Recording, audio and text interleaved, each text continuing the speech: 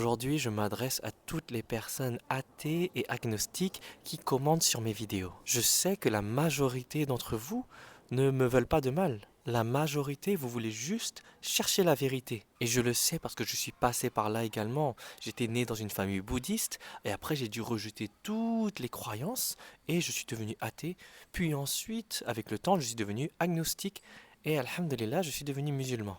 Et je comprends pourquoi vous êtes athée, pourquoi vous êtes agnostique, je suis passé par là également. En réalité, on veut juste rejeter tout ce qui nous paraît illogique. C'est pas qu'on rejette Dieu, mais on rejette toutes les fausses idées et les mensonges sur Dieu. On rejette l'image déformée de Dieu que les humains ont déformée. Et donc les athées et les agnostiques, vous avez tout à fait raison de rejeter ces choses-là. Et cette pensée-là, elle s'aligne avec les enseignements et les croyances en islam. On rejette ce que les humains nous ont dit de Dieu, tous les mensonges, les fausses idées, et on veut croire en un seul Dieu, on veut croire au vrai créateur, pas aux idées humaines. Et donc, lorsque je suis passé de athée à agnostique, j'ai commencé à croire en Dieu, je me suis dit, j'ai pas envie de rejoindre une religion. Est-ce que je peux pas juste croire en un être supérieur sans appartenir à quoi que ce soit? Toutes les personnes qui cherchent la vérité sincèrement peuvent probablement se demander ce genre de choses. Puis ensuite, en réfléchissant bien, vraiment sincèrement,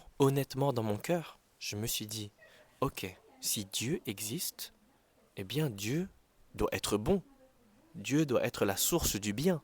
Et donc si Dieu, il est juste, il est sage, il est bon, eh bien il ne nous abandonnerait jamais, n'est-ce pas? Il ne va pas nous créer et nous abandonner et nous laisser seuls sans guidance. Parce que sinon, il n'est pas bon. Et donc à travers ce raisonnement logique de ce qui est bien et de ce qui est mal, eh bien je me suis dit, dans ce cas, Dieu, s'il ne nous a pas abandonnés parce qu'il est bon, il nous a forcément envoyé un moyen de nous guider, un message. Si tu crois vraiment qu'il y a une intelligence derrière la création, une sagesse dans l'univers, pose-toi vraiment cette question sincèrement dans ton cœur, honnêtement. Est-ce que cette sagesse t'aurait vraiment laissé sans mode d'emploi? Surtout que ce monde, il est extrêmement complexe. Que ce soit la nature ou que ce soit nous-mêmes, notre corps, c'est incroyable, c'est bien trop complexe pour pouvoir vivre réellement bien sans mode d'emploi. Et donc, après avoir fait ce raisonnement, eh bien, j'ai regardé, ok, toutes les religions qu'il y a, et j'ai commencé à comparer laquelle peut venir de Dieu et laquelle a été modifiée par des humains. Parce qu'en tant qu'athée ou agnostique, on ne veut absolument pas rejoindre une religion qui a été modifiée, altérée par des humains. Et c'est pour ça que ça prend du temps à trouver la vérité, parce qu'on veut faire très attention de ne pas rejoindre le faux.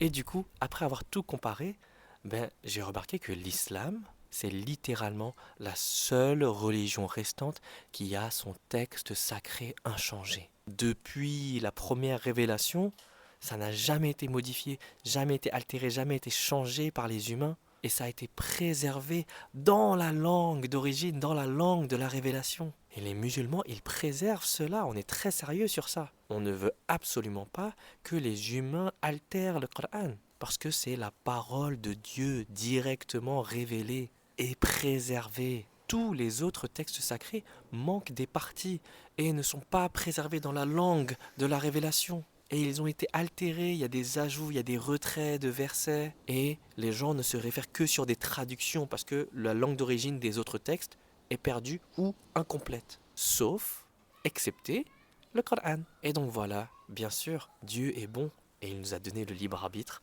et il nous laisse faire notre choix. Parce qu'il y a des gens qui vont quand même préférer suivre leur passion et leurs propres idées plutôt que la guidance de Dieu. Et Allah, il nous laisse choisir.